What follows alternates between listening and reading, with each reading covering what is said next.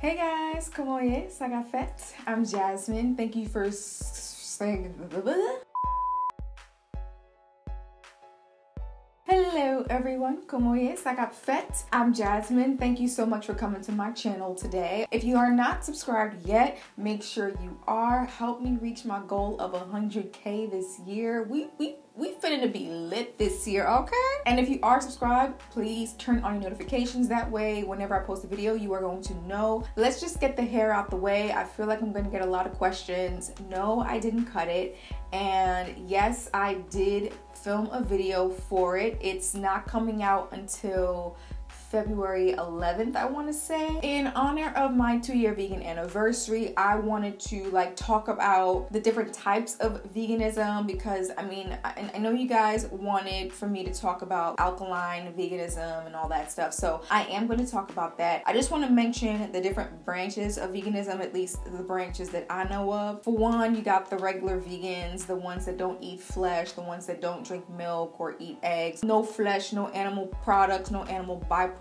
But like with a regular vegan, which I am some of the times, you eat vegan junk food, baby steps, right? And of course you have the other branch of veganism that is just strictly raw vegan. They eat nothing cooked. They eat mainly fruits and vegetables, which are uncooked. They cook up to 100 degrees or below. I can't really get with that. I love a hot meal, especially in the wintertime. Me living in the East Coast and having to deal with winter and having to eat cold food on top of that, I'm just not with it. But one of these days I do want to try out raw veganism, at least not 100% of the time, but maybe 40% of my day I consume raw foods. And then there's another branch of veganism that's alkaline veganism. How I learned about alkaline and alkalinity and that sort of thing was through Dr. Sebi. I found him on YouTube, and I also started looking at TysConciousKitchen. He and his family eat completely 100% alkaline. What alkaline is that there's certain foods, there's certain fruits and vegetables that have a pH level of 7 or higher. What alkaline foods do is help to reduce the amount of mucus in your body and help you heal from the inside out. So mucus and inflammation, I don't know if those two are the same or go hand in hand. What I know about mucus is that an excess of mucus can cause sicknesses and ailments in the human body. For instance, excessive mucus in the throat is called bronchitis. Excessive mucus in the eyes is called conjunctivitis. Excessive mucus in the joints is called arthritis. So when you get that excess mucus, it makes you more prone to sicknesses and ailments and things like that. Dr. Sebi recommended that folks consume a 100% alkaline diet, including water. Not all water is created equal. That's definitely something I want to talk to you about in a later video. Let me know if you're into that. If you're consuming water that is acidic, that's not going to be good for your body compared to water that is pure water, spring water, or alkaline water. While I am a regular vegan, I do from time to time eat alkaline. I do want to say I eat majority alkaline. Alan is 100% alkaline, and so how we figure out the foods that are alkaline and which foods are not, Dr. Sebi created a list of alkaline foods that you are to consume. It's called the Dr. Sebi Nutritional Guide. I'll leave a link in the bottom bar so that you can see what it looks like. This list has certain fruits, certain vegetables, certain herbs, certain seasonings that you can consume and whatnot. And we shop mainly alkaline, and it's not that difficult to do. Trader Joe's has a lot of foods that we can eat, like prunes and Himalayan salt and cayenne pepper. Definitely stay tuned because I do plan on taking you shopping with me, taking you grocery shopping with me specifically, so that you can see how I shop for food, how we're able to save money, and all that good stuff. Some of my favorite alkaline foods definitely has to be chickpeas. I also love prunes. I also love kale and spinach. I've seen some different nutritional guides, and I don't know why the list keeps changing, and I have to figure out myself how I can test the pH of certain things, because when I go to different blogs and, you know, sometimes I see one thing on Dr. Sebi's website and I see one thing on another person's website and I just don't know what to think. So I really need to figure out a way to test the pH levels of the foods I eat myself, so that way I am better informed and, you know, I feel confident in eating the foods that I believe to be alkaline. So that's definitely something. I hear I can get some litmus paper and do the tests. I'll get back to you on that because I haven't done that yet. Going completely alkaline is a great way to minimize the chances of you getting sick. It's a great way to heal your body from the inside out and possibly cure some diseases you may be having. I know Alan went to his endocrinologist a couple weeks ago. He has type 1 diabetes and he initially went on this alkaline journey to cure himself of his type 1 diabetes. He was born with type 1 diabetes. It's hereditary. So he went to his endocrinologist and, you know, she found some interesting things. For one, his glucose levels were that of a person who doesn't have diabetes.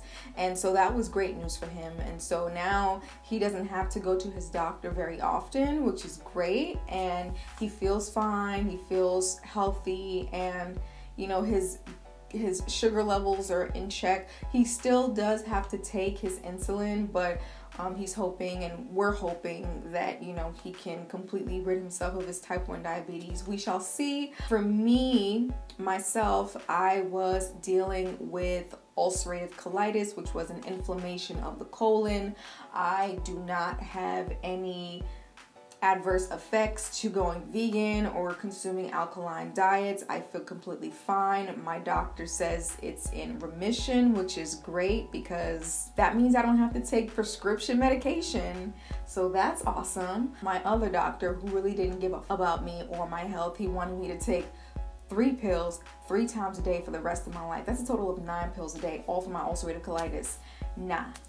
I'm good, son. I no longer feel the pain in my stomach. I no longer have abnormal bowel movements. Sorry to, like, you know, put a weird visual for you guys, but yeah, that's just how it was with ulcerative colitis. It was an inflammation of my colon. It was extremely painful. I lost a lot of weight, a lot of weight, and I was just not 100%. But after I gave up dairy, after I gave up meat eventually, and when I started going vegan and eating more whole foods, more plant-based foods majority of the time, I just felt so much better. I don't know if I'll go 100% alkaline. I'm still not ready to give up my favorite foods like ramen and all that good stuff. We shall see. I'm thinking maybe, you know, when I'm with child one of these days, I definitely want to be alkaline during those 9 months, so that way, you know,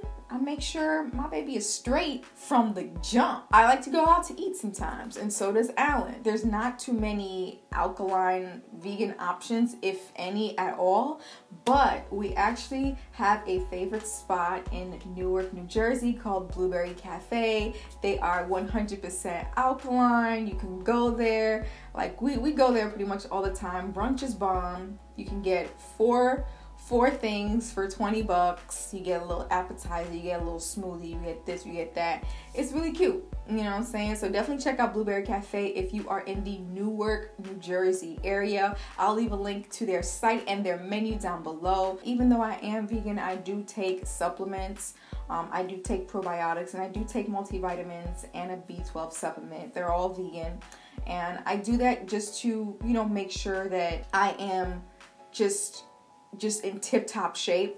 Probiotics is really good for my gut. It really helps, especially to keep the ulcerative colitis away and at bay. So I take that because I need probiotics. And although I can consume probiotics in my foods like fermented cabbage and all that stuff, I don't like to eat fermented stuff all the time. That's just me. I just don't like to eat fermented stuff all the time. So the only other way I can get my probiotics in is by taking a supplement. I also take a vegan multivitamin. I've mentioned this before in my videos. I think it's called the Deva Multivitamin. It has pretty much all the essential nutrients and things like that. If I'm ever feeling like I need a B12 boost, I hook up my foods with some nutritional yeast. They have some B12 in it. And I also consume mushrooms because B12 is found in dirt and mushroom grows in dirt. And so I feel like I could get my B12 nutrition via mushrooms and also via my nutritional yeast. So